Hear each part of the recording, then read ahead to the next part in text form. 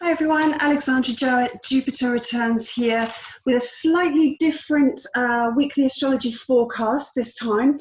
It's June 2020, and what I thought I'd do is, in the spirit of retrograde season, just have a bit of a review of where we find ourselves at this point in time, and then I'm going to do a special basically covering the eclipses that we're now moving into. We are actually already in eclipse season. So I thought I'd give a more thorough rundown of each of the three eclipses that we have coming up back to back. So what I'll aim to do is start with a review, put a timestamp on in the description below, and then cover each of the three eclipses back to back. And then that should take us through all of June, essentially. It's the primary focus of June is eclipse season. So if you're not interested in watching the review, then look in the description box below and I will put the timestamp there for you to just be able to fast forward to the eclipses. But I think it's a really worthwhile exercise just to go through, and then you can get a fuller understanding of the lunations. You may have heard me talk about the astrology being just this incredible timepiece, this amazing universal cosmic timepiece, and all of the planets being the different cogs within that timepiece. And they're all working together, but they're working slightly differently. They are fundamentally, though, all connected to each other. So it's a good idea to just understand, what's going on with the big cogs that move more slowly in the background. How are they influencing the more immediate surface things? And so that's why I thought we would go through this process today. So today we have Mercury entering shadow, starting essentially the next Mercury retrograde period. And we do have a lot of planets in retrograde at this point in time. And what retrogrades invite us to do essentially is review matters, go back over something and have a look at it and say, okay, how are we doing here? How are we not doing so well? What needs to be changed? So retrogrades really are calling us to do a little bit more work in a very specific area of life, okay? So in that spirit, let's just have a review of what all the planets are doing at this point in time. So if we work with, starting with the furthest out planet, of course we have Pluto. And the key word with Pluto's been a big player in the scene of 2020. And the watchword with Pluto is intensity. Whenever Pluto is involved in something, we see crisis, we see very intense matters pop up.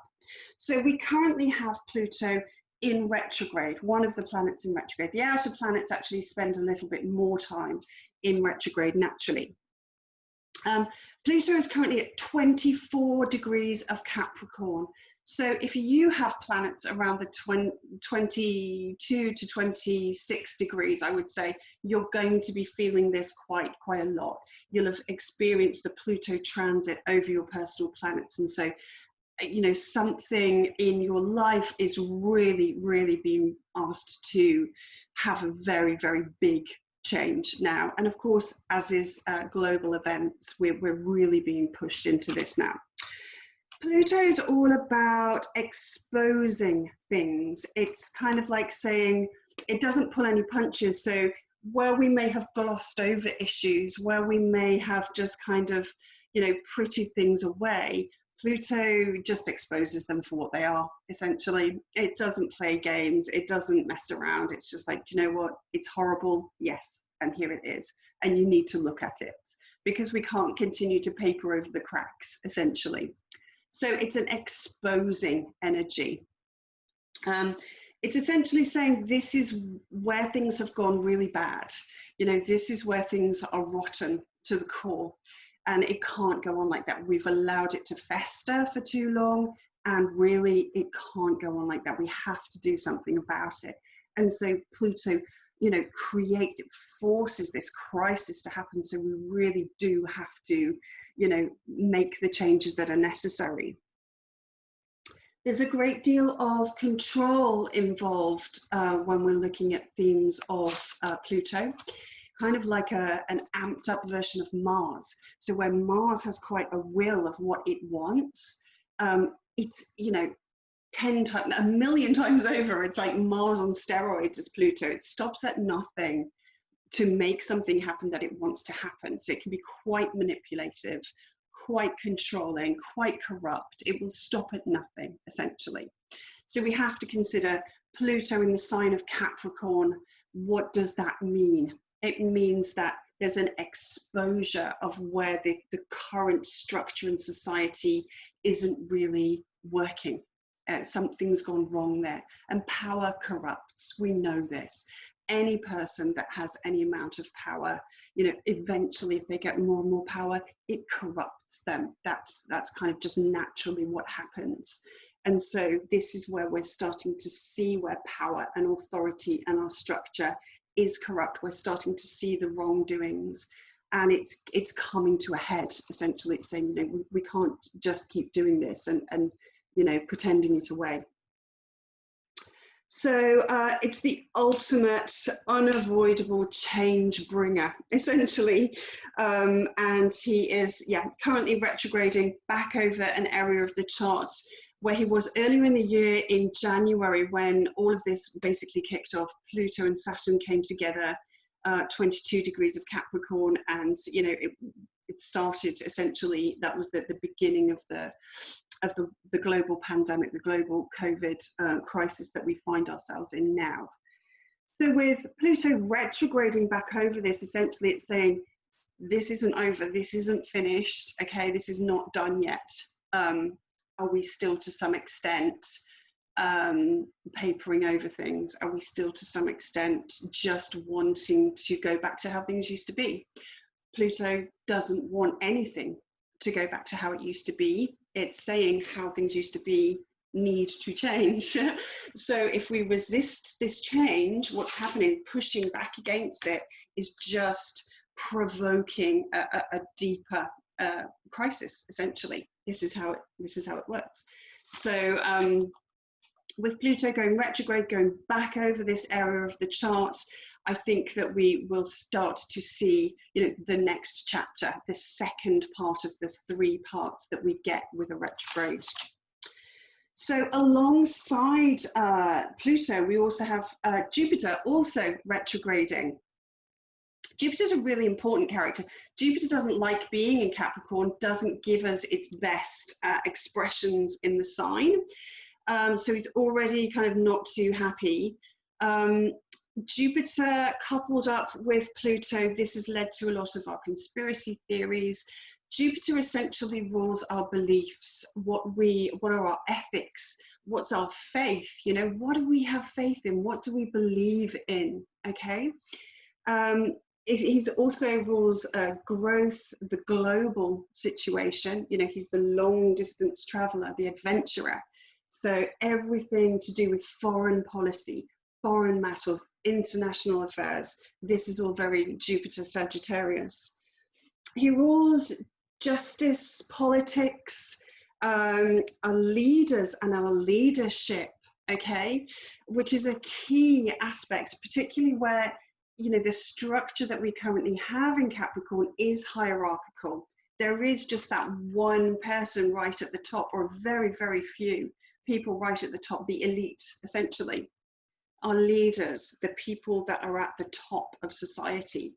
Okay, Jupiter's very much about those kinds of people, royalty and prime ministers and presidents and all these, you know, people who are lofty. Jupiter is the sky god. Okay, it's related to height, you know, having a position of height. And as a benefic planet, it's usually people who have a lot of influence as well. Okay. So he is retrograde right now, currently as I speak today, 26 degrees of Capricorn, of Capricorn. So only a couple of degrees away from Pluto, but getting closer all the time because Jupiter is moving a bit quicker than Pluto. So this is where we are having a crisis of faith. We're having a crisis of justice. We're having a death and rebirth in our leaders and leadership, and who we want to be in terms of our role models, who are the people that are leading our species, you know. And this is coming under question. People are questioning this, and they're starting to see that there is something rotten, there is something just corrupt and wrong. And so as these two head back together, we're going to get another surge, I suspect, in the conspiracy theories, but I think there'll be a slightly different tone to it this time, because they have already met up once before. I think there'll be a slightly different tone when they meet up once again. And I suspect, I hope, I sense that there will be more of a unification, okay, amongst the people. And I'll talk about that a little bit more when I go into talking about the eclipses. But yeah, so that's what Jupiter's doing there. It's also giving an expansive quality. So it's increasing the effect of the planets that it's connecting with. So in this case, Pluto. So it's just taking the crisis and making it global. It's taking the corruption and making it more visible to everyone. It's taking that exposure and really making it so it's essentially unavoidable throughout the world. But yeah, very much about our truth and our belief and our faith. Okay, there's something here that really is rotten. It's being exposed and it needs changing if we are to move into a higher and better future. Next in line, we have Saturn, who is the ruler of both Capricorn and Aquarius. Now, Saturn conjuncted Pluto back at the start of the crisis, started a whole new cycle. That was a big deal. Saturn moved into Aquarius about 10 weeks ago. And this certainly in the UK and the US was the beginning really of the real start of social distancing, of the lockdown. Saturn rules restrictions. He's the rules and the authority. He's the boss, okay? And he says, you can't do that. He creates boundaries and blockages, essentially, to Saturn. Okay, he's stress testing things. He's applying some real, like, holding you back so that, you know, you can see how strong you are. Now, moving into Aquarius, which is the sign of the community and the tribe, you know, it's really said you can't have freedom. Really freedom-loving sign, Aquarius. You can't have freedom. That's being restricted. He's now turned retrograde. When he turned retrograde, we started to see lockdown measures easing. And what he's doing now is he's heading back into Capricorn, all right? He's sort of taken a little bit of a holiday from the stuff going on in Capricorn. Had a bit of a recce because, you know, in 2021, he starts properly his time through Aquarius. So at the moment, he's just having a little bit of a look, having a peek, going, oh, okay, what's happening in this sign? Let me get my ducks in a row. Let me get my strategy right in terms of what I'm going to be doing here, what needs to happen out here in the community. So he's taken that experience, and what he's going to be doing now at the end of June, he'll retrograde back into Capricorn. But again, what that's going to do is it's going to bring a greater concentration of influence back into that Capricorn scene where this all started. So again, it's going to be an intensification, a ramping up of, you know, the second chapter of this story, whether that's a second wave of the pandemic, the virus, or whether that's in a different form and we actually start to see some of the bigger, deeper, wider consequences that the crisis, the virus crisis has brought to mind, brought to experience. In particular, I suspect that's going to be very financial in nature. I think Saturn is very supportive as well. So Saturn in Aquarius, you know, this is the authorities providing some support to people who can't work because of the crisis.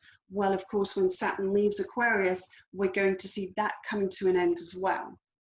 So people are going to be in a situation where they have to now go back to work, find a way of earning a living again in a very, very different world, because the government support is going to be taken away.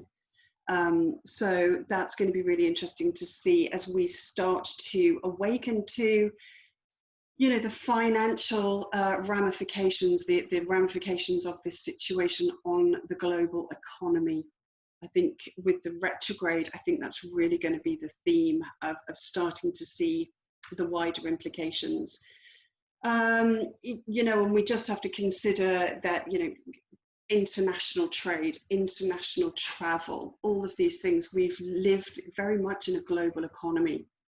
And that's really going to suffer now. And when the figures start to come out around, you know, the GDP, this kind of thing, that the figures of retail sales and all of these kinds of things actually start to be published later in the month,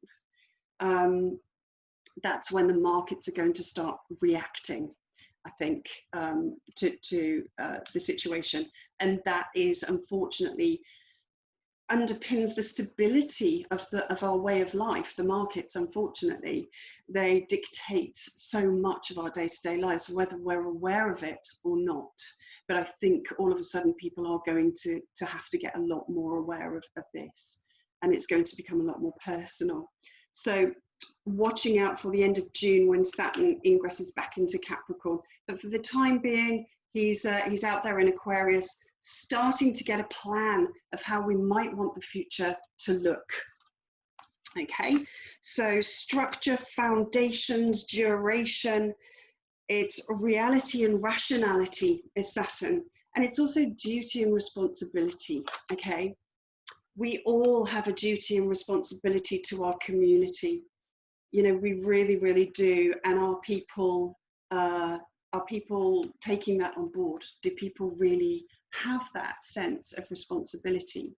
And if not, what can we all do about that? Because that's certainly, I think, something that needs addressing. Okay, so that's Saturn. Moving on then to Neptune. Neptune is currently in home sign of Pisces, so very, very comfortable there. Neptune essentially is like a higher octave of Venus. Okay, so think of all the things that we associate with Venus: love, compassion, empathy. Well, it's, you know, Venus on steroids, essentially. So this is boundaryless. This is unconditional love. It's the deepest compassion and empathy for all living souls. It does this core identification. It's the loss of self. So Pisces Neptune energy, when they're strong, really understand things from the other person's feeling perspective. They understand what other people are feeling because of that heightened empathy and the loss of the boundary around the self. It's a merging, it's a watery merging. So Neptune rules the boundarylessness.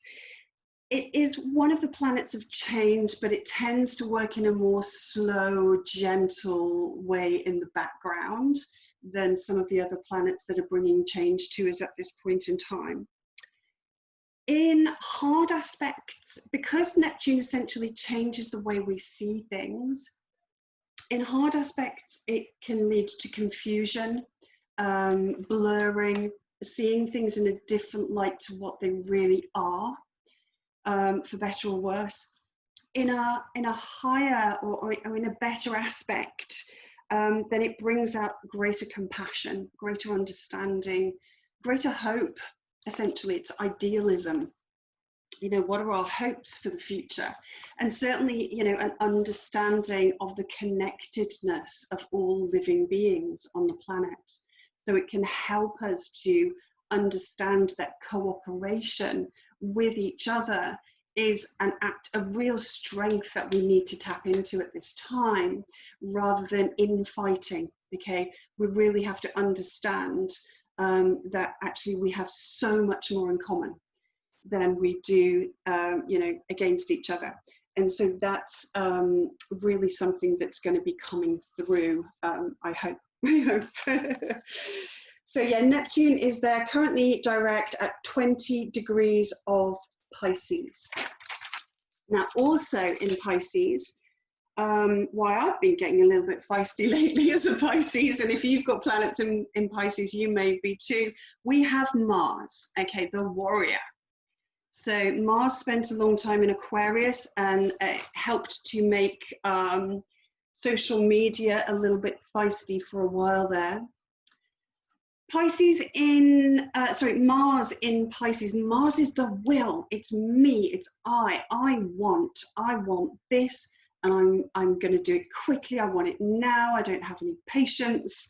It's very rash, impulsive, selfish kind of energy. Right? It's willful.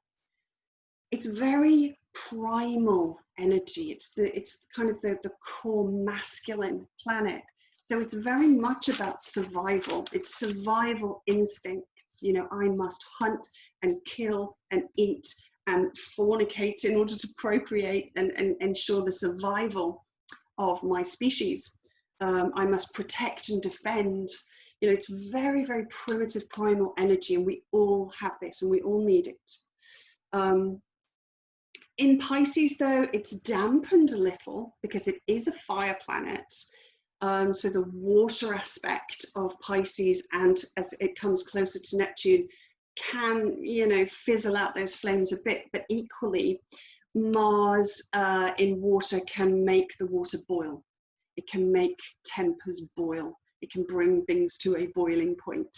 And, you know, Pisces is very much around our emotions and our feelings. So what we can have here actually is the warrior, the person that fights on behalf of others, you know, the spiritual warrior, the warrior that wants to defend people who can't defend themselves. And we are seeing that out there this weekend. Obviously, we've had the situation in the United States with, again, another situation of an abuse of power, a policeman killing someone else, again, literally in broad daylight whilst being filmed. And again, there's been this upsurge of, you know, of anger, of people coming to an absolute boiling point and saying, this just can't go on. And this is why we really have to come together in our efforts. But so Mars is working its way through Pisces, will cross over Neptune. And I think that's actually an opportunity really for us to capture that energy in a different way than Mars usually operates. And I think that's actually, I'm looking at that as a good thing, okay? Yes, there will be a lot of unconscious kind of individual acts that affect a lot of people because they're unboundaried. Okay, so the lack of discipline, the lack of self-containment, essentially having a detrimental effect far and wide. Okay, so having used the experience for myself locally, I live by the beach. This weekend was very hot, lockdown just lifted, lots of people travelled into the area and just trashed the place essentially. And the devastation, the rubbish, the self-centered, rash, impulsive actions of people at the beach, Pisces, Neptune, you know, just scattered awful amounts of rubbish to the four corners. I mean, it was just covered. You know, it's these impulsive actions having an effect on the collective. And so at this point in time, you know, we need to not be those people. We need to be the people that say, okay, let's come together. Let's use that power, that motivation. You know, Mars is very motivated energy. Let's take that anger about the situation and let's come together and do something about it. And we're seeing that with the protests. We're seeing that with protests, you know, in London, all around the world about this one single event that happened in the US. And people are coming together. And I love to see that. I really do. In a peaceful way. Neptune's peace. It's a higher octave of Venus. So moving on from the Pisces scene, we have what's going on in Taurus. We have Uranus in Taurus. Uranus is the planet of sudden shocking change. So every time Uranus gets pulled into the picture, big flash things, flash events happen, okay? It's another planet of change, but when Neptune creates change in a slow, gentle, more gentle way, Uranus is just in your face. You know, it's there, boom, all of a sudden. You won't see it coming, unless you're an astrologer. And even then, you can get caught with your pants down kind of thing. It's, yeah, it's non-conforming. So it wants radical change. It's a very progressive planet. It's the ruler of Aquarius. And these are very futuristic, progressive thinkers. They want to do things differently. It's stimulating change. It's saying radical, radical change now. We have to embrace the Uranian qualities of fairness and equality throughout the tribe, and really making things change that way, particularly in connection in Taurus with Mother Earth, with our resources, how we create our resources, how we use our resources, how we share our resources, and bringing some new breakthrough ideas into those fields in life.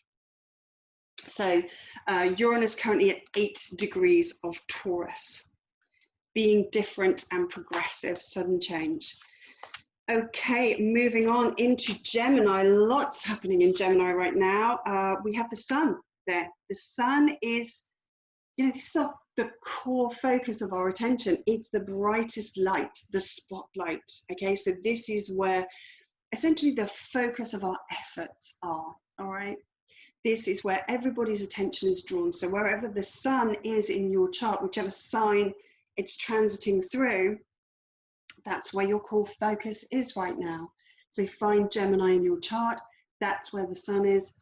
That's where you'll be seeing things. That's where you'll be feeling things the most. It's the focus of our efforts and attentions, and it's the core essence. So a big player, obviously, in the eclipses, because it's the sun that shines its light onto the moon. The moon collects, receives the light of the sun and reflects it back to us, so that we can get a different feel for it, so that we can receive it essentially in a different way. And so the lights, you know, the luminaries, the sun and moon, they are obviously what create our new and full moons, and therefore the eclipses. So I'll talk a little bit more about those guys as I move through each of the eclipses. But yeah, Gemini season, sun in Gemini, and alongside the sun at this moment, we have Venus, very close by in actual fact. Venus is another planet that's retrograde right now.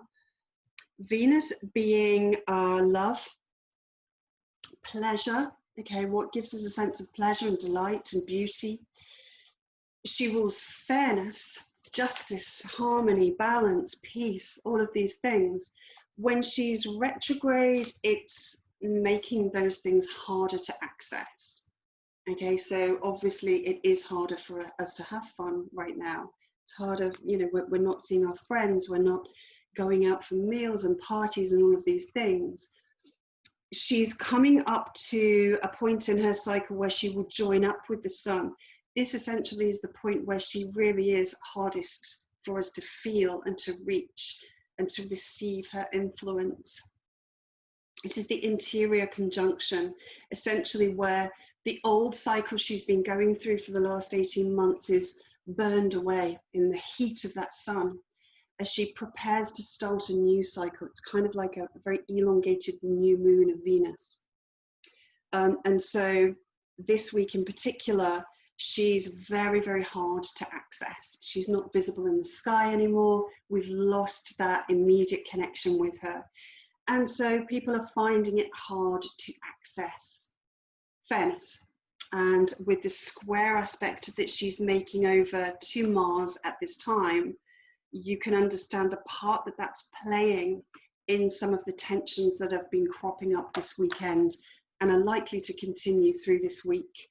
You know, as people want to, well, people are getting angry where there is a lack of pleasure.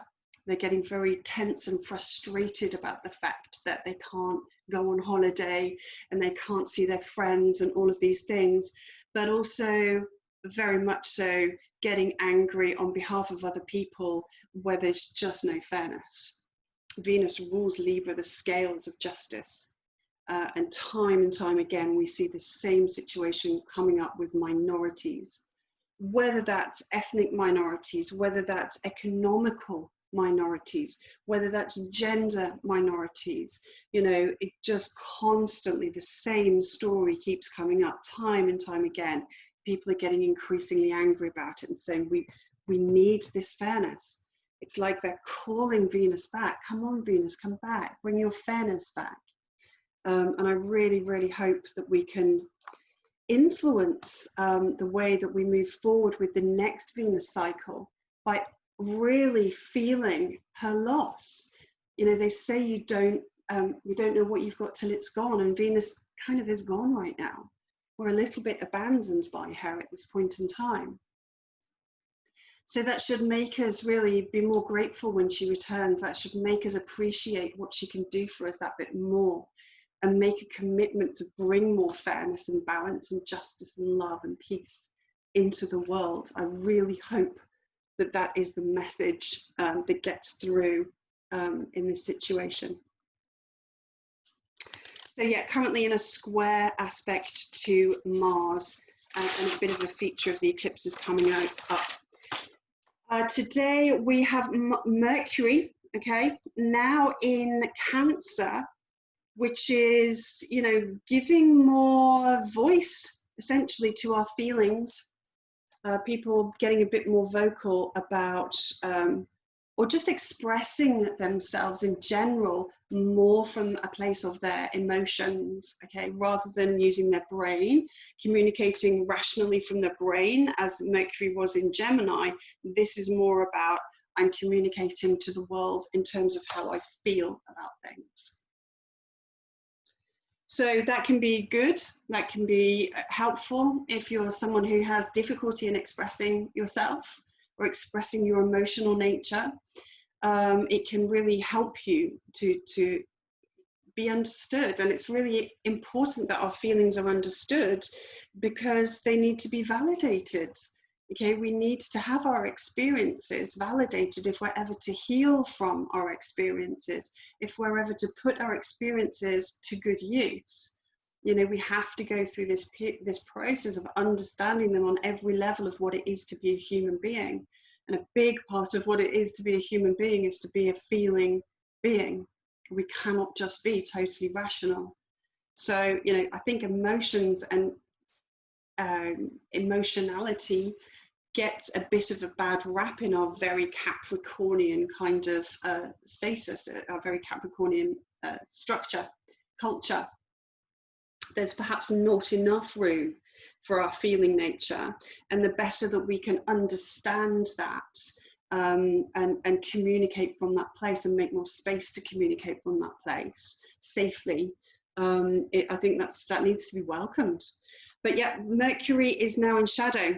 So starting a retrograde in the sign of Cancer. This is going to be very interesting because, of course, Cancer is in opposition to these powerful planets that are having their influence over there in Capricorn. So that's going to be really important in terms of rethinking things, having a look at things from a different point of view. Mercury, you know, is all about analyzing things, okay?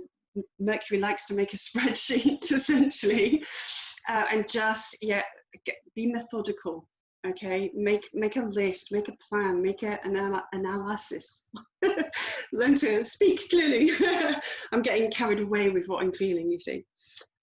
So Mercury there, that's going to be important. Now the nodes of the moon are really what we're dealing with next. So at the moment we have the South Node has moved out of Capricorn just into the sign of Sagittarius, okay? South Node essentially being what we've done a lot of already, what we've gained experience with, and therefore now we need to integrate that experience move away from it, essentially do a bit less of that, and learn how to utilize, kind of pull out the nourishment of the food we've eaten, okay, and pull it into the North Node, which is now in opposite sign Gemini. So more Gemini, all right, an increase in Gemini things as we kind of move away from the Sagittarian things. Globalization, long distance travel, higher education, you know, unfettered growth and expansion. These are all the ideas of Sagittarius, and Gemini is local. It's lower education, so primary school education and new skills. It's the local area, the local community. It's doing things on a smaller scale, all right, away from the globalized, you know, unlimited expansion. And it's, you know, it's reusing, recycling, repurposing things and learning new skills to help us to be less wasteful. You know, Sagittarius energy is very kind of like, it's not too disciplined. It's a fire sign. So it's kind of like a bit laissez-faire about things. Gemini can think a little bit more. It's an air sign. So it's a case of, well, instead of just saying, oh, I'll just kind of throw that away, it's okay. It's, you know, it'll go to that magic away place, that foreign land of away. I'm not sure where it is. It's getting very full, I think. Gemini is kind of like, well, actually, maybe we could use it for something else. You know, let's have a think about this, about how wasteful we are. Just as one idea, essentially, of the nodal axis. But obviously, less long distance travel. This means more local tourism, and you know, where the North Node goes, it's not an easy ride. You know, the North Node is the unfamiliar. It's taking us out of our comfort zone. So, you know, here's Benson, he's come to help. You know, take, for example, my situation where I live locally on the south coast in England, very popular beach resort, where there's less long distance travel, there's going to be an increase in local tourism. And that's going to come with some problems because we aren't really prepared. Where the North Node is not really where we're prepared for this. So we're going to have some troubles around this. We're going to have troubles around, you know, some of the global retailers won't be available. So how is that going to affect our local retailers? What steps are they going to have to be pushed into meeting in order to meet an increasing demand from the local area? These are the kinds of things. Anyway, so that's kind of the mood music of where we are right now, the background, just a quick whiz through of each of the planets so that we can understand the context of, we've got these very immediate cogs in the mechanism of the eclipses that are happening as we move forward now. So this is what's taking place in the background. And I'm hoping, Benson, can you sit over here? Yeah, Benson's going to help us. All right, lovely. So I hope that's helpful, just to have a recap and a rethink on everything. Find out where these planets are in your own chart and see if you can identify, just from that quick kind of look at the archetypes, what is showing up in that area of life for you. Particularly if you've got planets, angles or nodes in either Gemini or Sagittarius. Okay, and that will also pull in Pisces and Virgo. All right, so that's the mutable signs. You guys are going to be activated a lot, as are those with planets, angles, etc. in the second half of Capricorn and Cancer, and then by square Aries and Libra. So that's the cardinal signs. This is where people are feeling it the most. So let's now take a dive into each of the 3 eclipses that we have coming up. very, very soon. So the first eclipse is this Friday. What we have essentially is a blending at this point, because the nodes have just moved into Sagittarius and Gemini, we're blending out of the Cancer and Capricorn where they have been, and that's kind of slightly informing the new work that they're now doing in Gemini and Sagittarius. So there's a bit of a merging of the themes between those two areas of life. So let's just quickly look at those 4 archetypes. Well, Cancer is the home, it's the family, okay? Both in terms of the very, very personal, the individual, me, where's my home, who's my family, what's my history, my family lineage, my ancestry, and what do I care about? You know, what do I feel needs my nurturance? Cancer is caring. It wants to nourish. It wants to comfort. Okay, so what needs more comfort in your life, or how are you seeing a need to bring more nourishing and comforting and mothering and caring in your life? And what's going on with family, with your sense of home? And home also can be just the country you live in. How are you feeling about the extended family that you are part of, in terms of your kind of your nation even, or the bigger family as you might see it? And that can extend to the global family, you know, the family of the human race. Opposed to that is Capricorn. This is the structure. What's the structure of my life like right now? Where are the cracks and the wrongness being exposed? What needs to be changed within that structure, the system that I operate within? Okay, what are my beliefs about that? How are they being changed and transformed? And in the wider picture, what part are you playing within the bigger picture of the structure? You know, the politics, the just simple things like drawing up boundaries and borders. I mean, look at the Brexit situation here in the UK, where there's going to be a complete kind of change in terms of, you know, what the collective system is. Authority, power, structure, all of these issues in your life. You know, where has there been authority and power in your life? What about your own authority and power? You know, what are the foundations of your life? What supports your home life? What supports your family? What work do you need to do? What are your duties and responsibilities? Okay, what's going on with that? Sagittarius then is obviously it's the Jupiter things I've been talking about. So it's, what do I believe in? Where am I going? What's the big picture? What's on my horizon? Okay, where am I going? Where am I headed? Where have I set course to get to in the future? Okay, how am I growing? How am I learning? How am I expanding? You know, is there an overall purpose for my experience of this life, for my big journey that I'm on? Am I just kind of taking days off a calendar in a kind of a purposeless existence on the planet, or am I here for a reason? You know, either is fine. It's not a judgment. It's just saying, you know, do you have an idea of where you'd like to get to on this journey? Do you have a belief about that? Do you want to grow? Do you want to expand?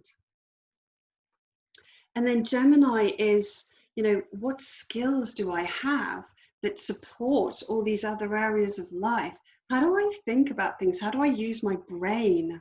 Are there new things that I need to learn? Are there things perhaps that I need to unlearn?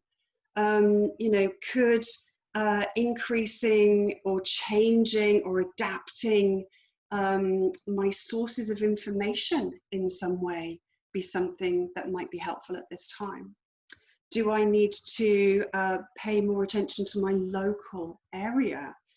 You know, do I need to get involved more in conversation, or less even, you know, change? Do I need to change how I communicate with people in some way, or how I think about things in some way, okay, or how I express myself in some way?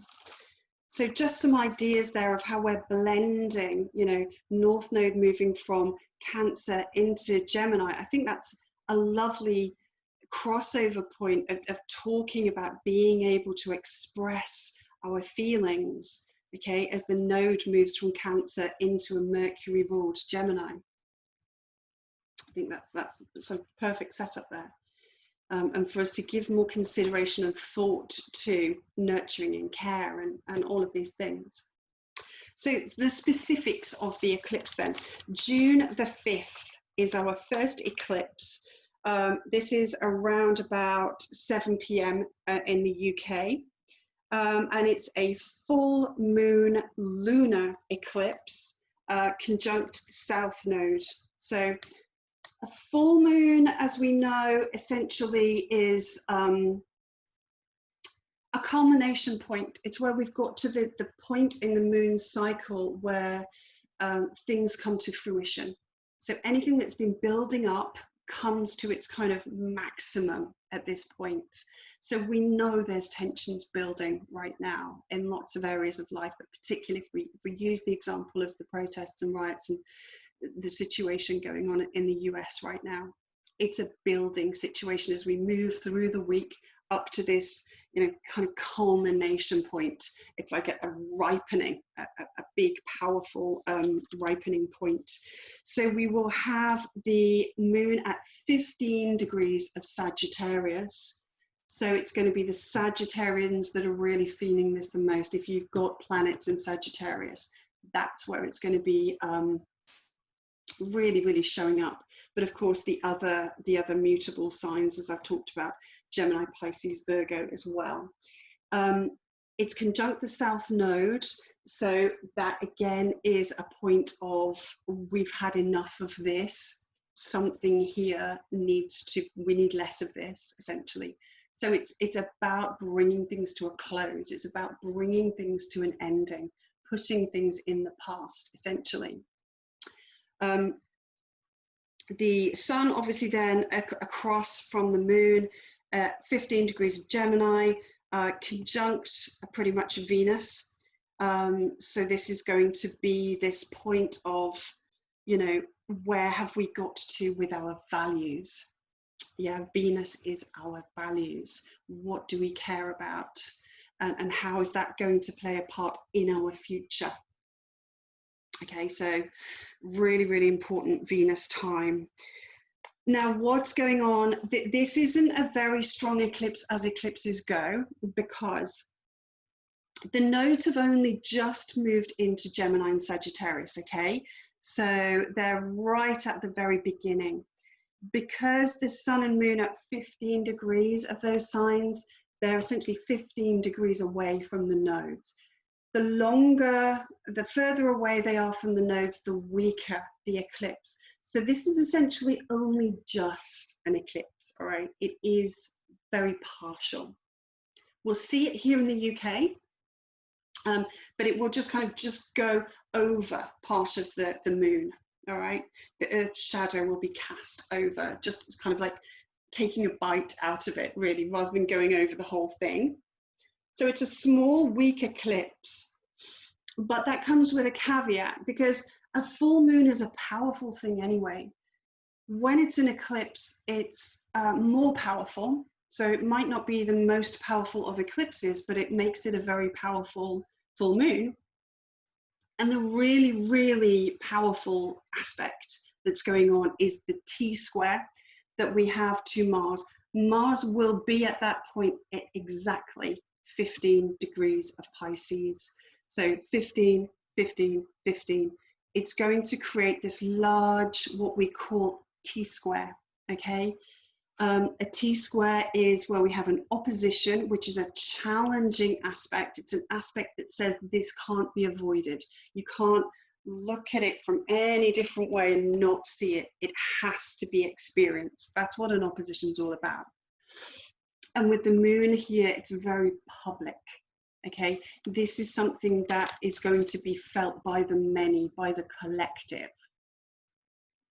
But this is why full moons we get this upsurge in kind of collective or public sentiment around those times. All right, so the opposition, then they both square, okay, to Mars, and Mars is really angry. Mars is fed up, because this is a challenging aspect. It's an irritating, provocative aspect. So this isn't necessarily going to bring out the better side of Mars, unfortunately, unless we make a very, very personal, decisive choice to not get pulled into the downside of Mars, and to use our anger for something good. Right, yesterday I got very angry about the amount of rubbish, so a friend and I, we got some bags and we put that energy into picking the rubbish up for a couple of hours. That's the kind of thing that you can do. Don't just let all that anger build up and fester in you and get angry at the world. Do something, but do something peaceful, do something, you know, supportive, do something. But the desire to take action is very strong when Mars is involved, because that's what Mars's MO is for us. He's our motivation. Oh my God, I can't stand this lack of justice. You know, the square to Venus and the Sun. I can't stand this. Something has to be done. And people are going to get increasingly angry. Mars rules fire. Mars rules cutting things, sharp things, aggression, anger, destruction. So, you know, we can see an increase in this already, and we might see a little bit more of that, unfortunately. The moon itself, being in Sagittarius, is therefore ruled by Jupiter.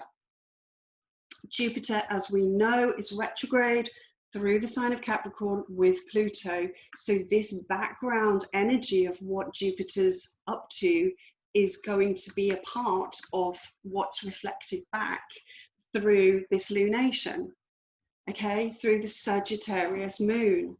Is going to be more receptive to the Jupiter vibe. So we're going to see more themes of, you know, this is corrupt, this is wrong, that our leaders are abusing their power, or, you know, there's issues within our faith and belief that it's been wrongly placed, or that it's been abused somehow. You've taken my belief in you and you've used it for something that I don't agree with. You know, these kinds of themes. So all of that stuff is what we're going to be experiencing. And you must remember, whilst you're watching this, you're understanding it, so you can watch out for it in your own self and in your own life. The vast majority of people aren't out there, aren't aware of this, and may not even believe in astrology at all. They might just think it's bunkum. So they're just going to be influenced by this without any awareness around that influence. You know, that's all astrology is making you aware of the influences you're under. That's it, the influences of the planets. So bear in mind that there's going to be lots of very kind of trigger happy people out there. Rash, impulsive people, fired up, angry about their beliefs, and everyone's got such different beliefs, you know, as well. So what's not fair, what's not right, why can't I have nice things, you know, all of this stuff. Watch out for that, okay? Not a good day to be on the roads because it's speed and cars. Just stay home, stay calm, stay relaxed, stay out of arguments, and see if you could perhaps utilize this energy to be a force for good. It's also a really good time, I will say. Mars is sharp things, it rules cutting. The moon is our habits, and especially with the South Node there, the South Node being our comfort zone. If you've got a deep attachment to something, to a way of being, to a habit, and you'd really, really like to let go of that, this actually is some really helpful energy for you, because that's going to help you let it go. Also with Mars in there, that's going to help you to kind of cut the attachments to that, whatever it is, be it a relationship, or be it a way of emotionally reacting to life, responding to things, a habit you're trying to get rid of, anything that you would like some help removing from your life in some way that's become a very deep attachment. Try and see if you can channel Mars into that, just some determination. All right, use that Mars stimulation to just say, right, no, this is it now. This is the end. And that can be a really good way of using the energy. And looking out for more themes of justice and corruption of power. I think that's going to be a real key thing here, because it needs cleaning up, essentially. And this is kind of what Mercury's doing, that the Mercury retrograde over here in Cancer, opposing these guys by sign. Mercury rules hygiene, you know, Mercury rules order. Mercury wants to improve things. It's the planet that rules, you know, DIY and surgery and cleaning things. So, you know, Mercury opposing this is saying, you know, let's have another look over here. What needs to be cleaned out? This is the wound, the gaping wound of our society. Okay, and it's gone putrid. That bandages have been, you know, covering it all up for a long time, and Mercury's just kind of saying, come on, let's just get the antiseptic out. Some germs need killing. Okay, so the second eclipse that we move into, then this is very, very, very potent. Okay, let me get my head around this one just for a second. So this is 2 weeks on. This is going to be taking place on the 21st of June, 7 a.m. here in the UK. It's a new moon solar eclipse with the North Node. And this is going to be the last eclipse in the sign of Cancer. So let's just move things around a little bit. So the moon will have come all the way around. The sun is now ingressing Cancer, okay? And we've got the node alongside. So here is the accumulation of energy now. We've got moon and sun together, a new moon. We can see now that because the sun and moon are closer to the node, that is a much, much more powerful eclipse. This is almost a total eclipse. So it's a very, very strong eclipse. What's making this one even more powerful than that, if it needed anything more, is that this is taking place at 0 degrees of Cancer. So this is the summer solstice. Okay, the 21st of June is the summer solstice. The solstice point is a point in itself of huge energy. Okay, it's the midsummer, it's the very, very longest day. So the sun is at its most effective. We receive more of the sun's light on that day because it's at the height of our sky, all right? So it's the longest day. Therefore, because it's a solar eclipse, that makes it more powerful as well. The sun is supposed to be at its, you know, most powerful, and yet here comes this big shadow to block it out. That's quite a powerful message, essentially, that it's landing on that day when the sun should be at its strongest. But that's going to be shadowed. The 0 degrees of Cancer, the 0 degrees of all of the cardinal signs, so Aries, Cancer, Libra, and Capricorn, is what's known as the world axis. So big events that happen on the world stage tend to be activated by these eclipses. And bear in mind, you know, with the eclipses, we're not talking about something happening on that precise hour or day. It's events that are building up into it for weeks beforehand and weeks afterwards, but they tend to be kind of the pivotal points, essentially. So we can see how we're already being pulled into this week's eclipse, you know, the 5th of June eclipse, with events that are happening right now, a few days before that. And similarly with this, you know, so world events will be triggered more. Also, that axis is where it's said that the efforts of the individual, actions by the individual, can have a bigger effect on the world as well. So there's essences of that to play as well. There's going to be still a bit of a square to Mars. Mars, over the period of the 2 weeks between the first eclipse and this eclipse, will have moved from behind Neptune. It will conjunct Neptune and then go the other side of Neptune. So that whole 2-week period is really focused on that Mars-Neptune conjunction. You know, the fight for what's right, the fight for the underdog, the fight for, you know, justice and the ideal. All right, so Mars has now come the other side, but it's still forming a loose square into this situation. So the presence is very much still felt.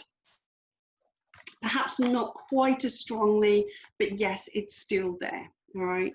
So, and you want to watch out for which house in your chart Mars is transiting, because that's where you actually might see things show up. Okay, so what else do we have? We also have Mars at this point being at 25 degrees Pisces is, hold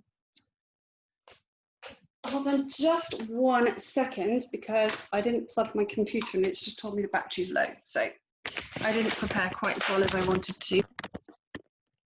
Okay. Just bear with me while I plug the camera back in. Sorry, back now.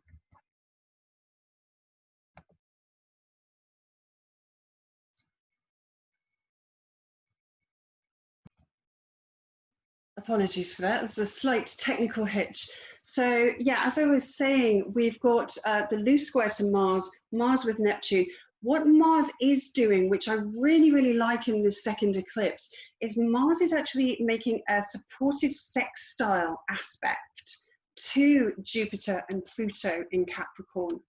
So this really is all about the individual will, the experience that we've had with Mars, fighting for the underdog, essentially, let's say, fighting for the common good, perhaps as, you know, pooling our efforts, Neptune, Mars, you know, the collective will, perhaps.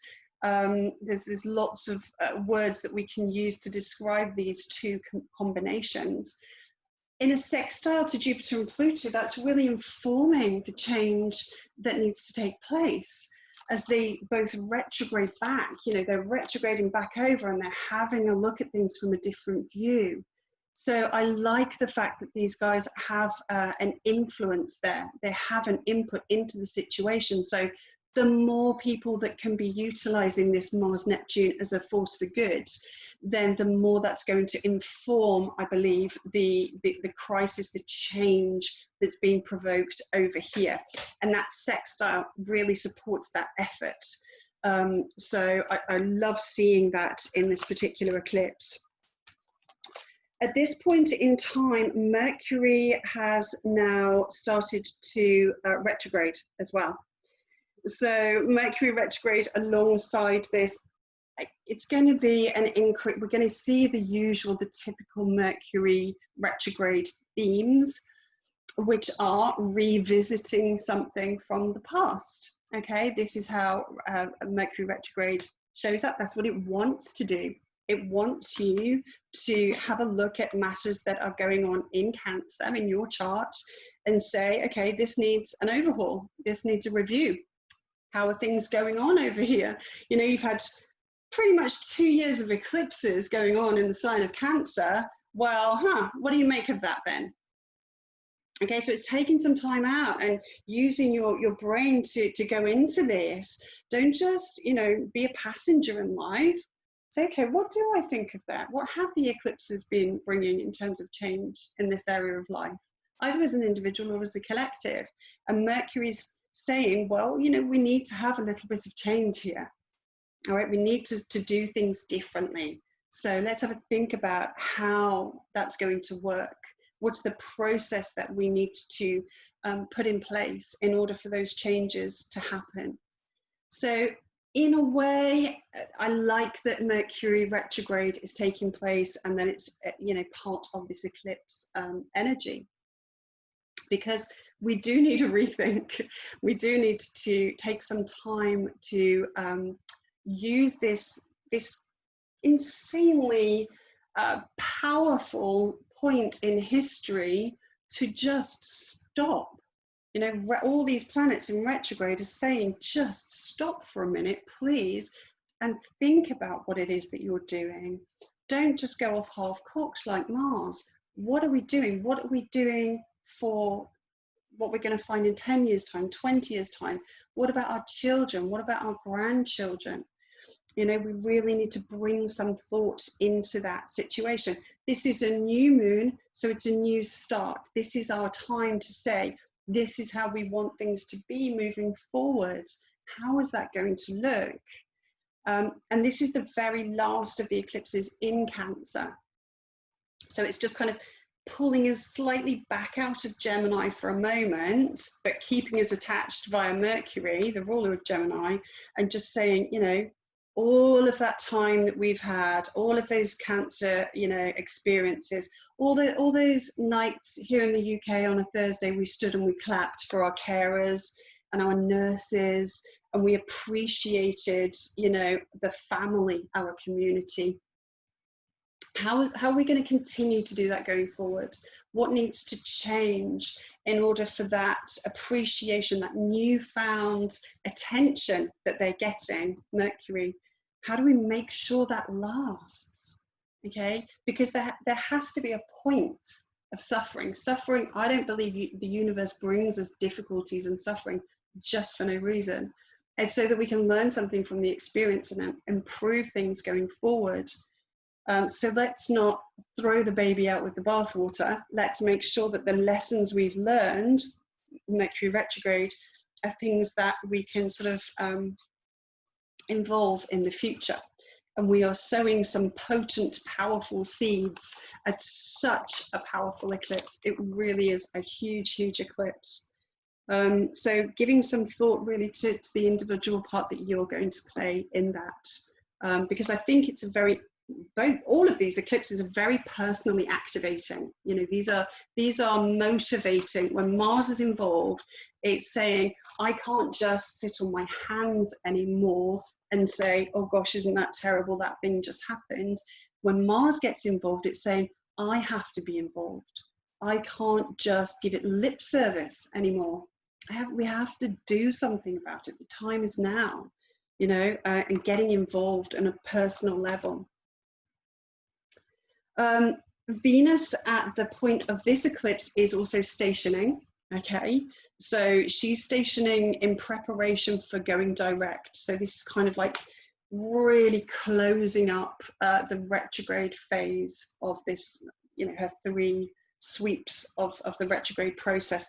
She's back at 5 degrees Gemini, where she's started the shadow, and so she's got quite a powerful influence at this point in time as well. She's separated from the sun by quite an amount, so we're starting to feel her again. We're starting to call her back to us, and she's going to be gearing up to move direct.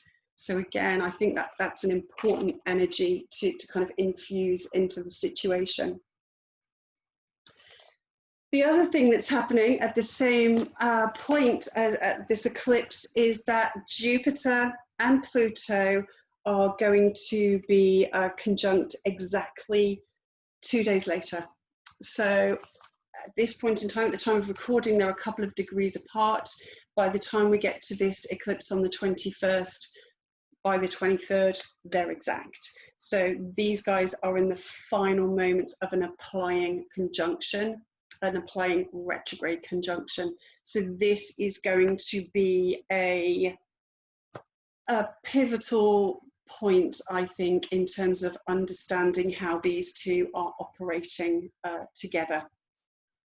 You know, the Jupiter-Pluto discussion that I had earlier, our beliefs, the conspiracy theories, the wanting to understand where there is wrongdoing and corruption and manipulation and controlling. These are heightened themes. Again, as we revisit territory we've already covered, I'm really hoping it's not just going to be this separating of everyone saying, I think the virus is 5G. Well, I think it's, you know, been made in a lab. Well, I don't. I think it comes from nature, and I think it's this, and I think the whole thing's a bunch of lies. And just infighting, like, I really, really don't want to see that again. I think everyone, the common feature of this was that everyone knows or feels very strongly that something is wrong. All right, we can sense that there is we're being played. All right, essentially. And everyone's trying to understand that, and everyone's filling in the blanks, that void, that missing piece of information. We just don't know how. And even if we did, we couldn't prove it. So everyone's desperately trying to find that answer to solve this horrible problem that we all know exists. Essentially our powerlessness, where we have given our personal power away to, you know, the authorities, to the structure, to the beliefs, to the religions, to the political affiliations. Do any of these people genuinely have your best interests at heart? Well, I imagine some people could say that that is the case, or they certainly feel that, but I suspect they're in a minority. So I think what we need to do at this time is pool our efforts, come together, all right, instead of infighting, and direct the focus of attention onto sending a message, okay, sending a message that we want things to be different now, right?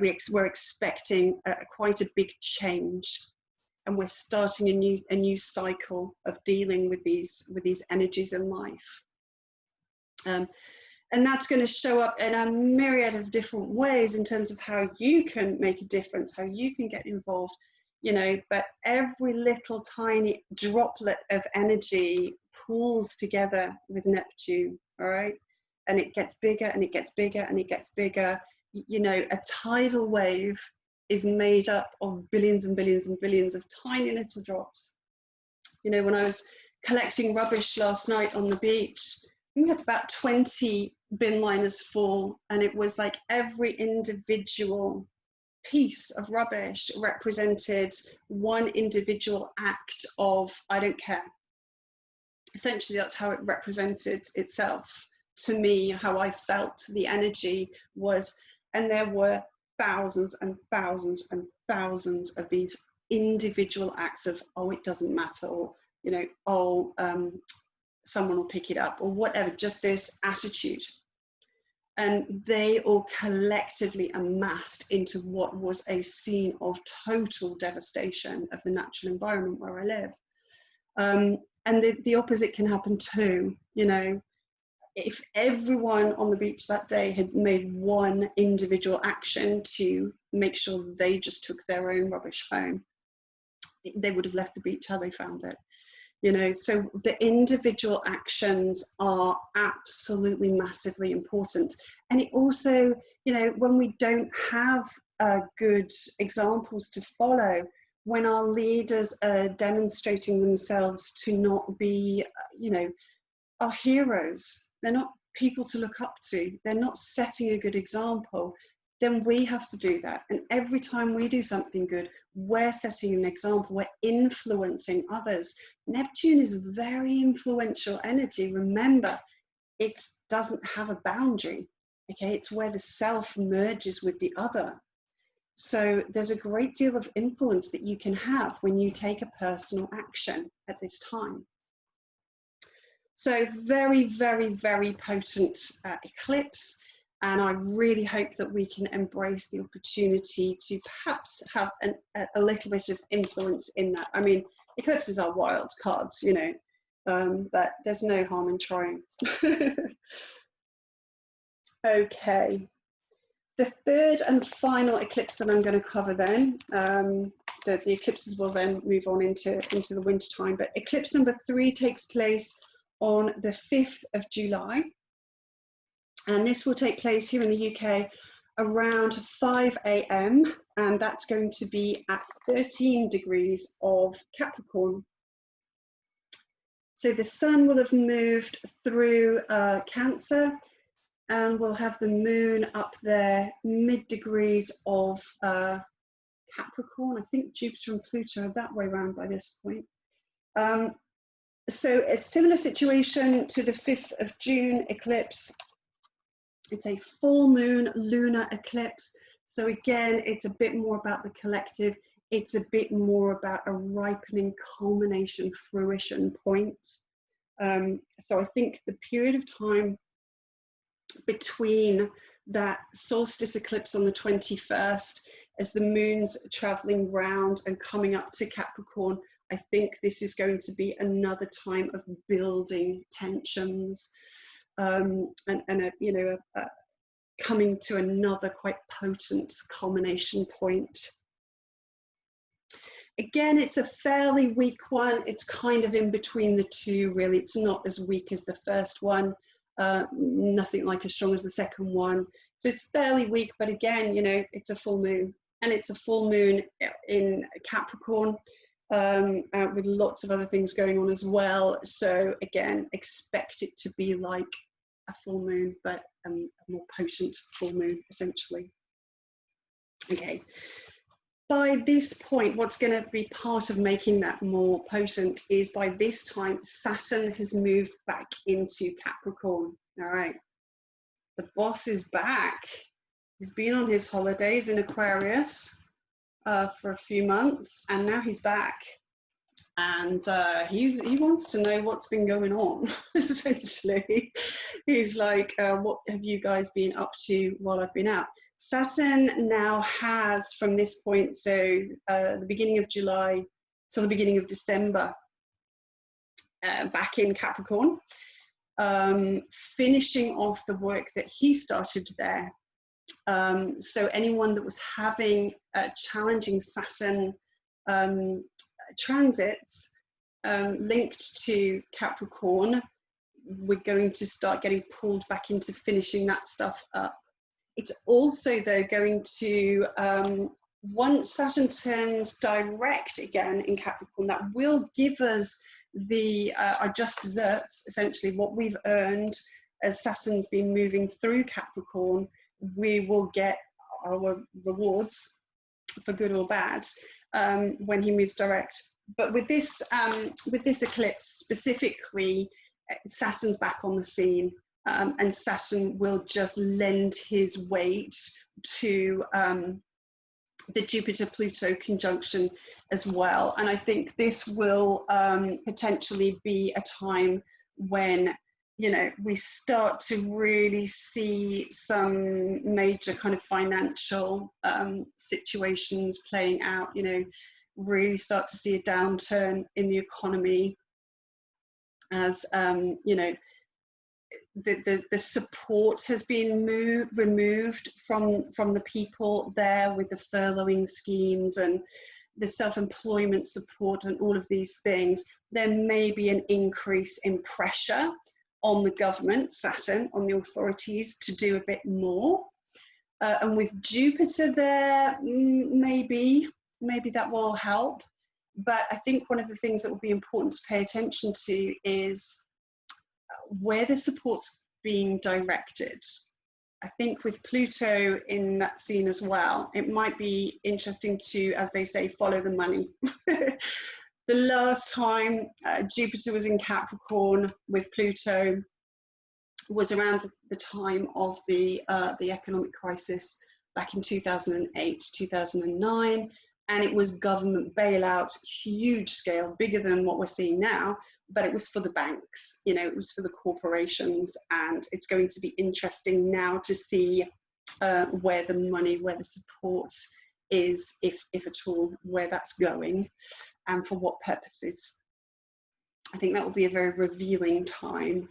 And also we could see some of the contraction, you know, with Saturn there, it could be reduction, contraction, you know, stress testing that system and exposing, as Pluto is doing, exposing the weaknesses in the current system. So the current financial system, the current hierarchy, and the current sort of capitalist agenda, which relies upon the Sagittarian exponential growth as a backdrop. You know, in order to keep the system going, we need constant consumption. We need disposable products, single-use products. We need people to just, you know, constantly be buying more and more and more. So we need to be producing more and more and more. And our world's resources can't deliver that. So we have to come up with a different way of doing things. And you know, and this is our opportunity essentially to look at where that's going to not be able to happen. Saturn there is going to say, well, I'm sorry, but there's going to be some real restrictions. So we have to, it's really, really stress testing that system and showing up where it needs more support. So it'll be interesting to see where that support goes. That will tell a lot about the future, I think. So Saturn is back in Capricorn. We also then have Mars still has an influence in this situation. And by now, Mars has moved into Aries. So during that period as well, between the solstice eclipse and this one in July, Mars will cross the Aries point. So the Aries point being an exact square to the eclipse point. So it's going to be like, and Mars is coming home. Mars is coming back to Aries. Mars loves being in Aries. He rules Aries. So he's much, much stronger here. Way, way stronger. So if we've picked up here empathically, you know, what's wrong about things, when Mars gets into Aries, people are going to be even more fired up to do something about it.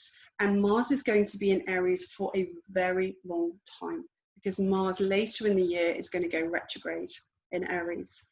So, but I'll talk about that later in the year.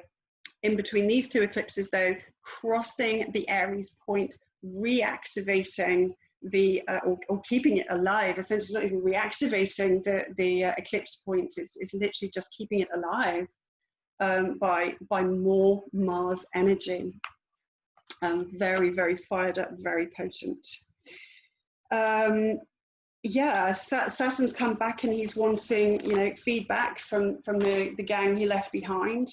And the moon will, obviously, in the hours and days after this eclipse, the moon is going to conjunct each one of these planets, you know, and bring that whole energy, reflect that to us, to the collective. We will feel the energy of each of those planets and what they're up to. So, you know, that couple of days after the eclipse, or certainly the one day after, the day of the eclipse and the day after it, are certainly going to be days when we really, really feel it a lot. At that point also, Mercury retrograde over there in Cancer is now going to be in a square aspect to Mars as well. So more tense aspects to Mars, and this is really saying, well, it's bad news. Okay, news is a Mercury thing. Retrograde is kind of not the kind of news we're expecting, and Mars can make things quite challenging. So bad news potentially. Certainly an increase in tensions, because these are both cardinal signs. So they both want to make something happen, all right? Mars obviously much more strongly placed in the situation. So lots of force, lots of aggression, difficult conversations, challenging conversations, arguments, you know, really, really fired up. So just watch out for that stuff. And if you feel yourself getting drawn into it, know that it's this influence, know that it's going to pass, and just say, how could I use my Mercury retrograde better? And how can I use Mars better? Because this Mars energy, we have got to get familiar with, working out how we're going to use it. Because as I say, it's like Mars is going to be retrograde pretty much in Aries for the large part of the rest of the year, in fact. So it's going to be many months we're going to have Mars in Aries. So we can't just be in a constant battle. Not, I mean, Mercury will move on, but you know, it would be a good opportunity to say, Mars is in Aries, it couldn't be more strongly placed. What can I do? What's the personal motivation that I have to move forward into my future? What am I going to make happen, both for myself and on behalf of, you know, being a drop in that collective pool? And I think that's pretty much it. So I hope that's been useful for you, just to give you a more detailed breakdown of each of those eclipses, so you can understand what might be showing up, and perhaps some ideas about how to use it, or at the very least, how not to have it use you, and things that you might want to look out for.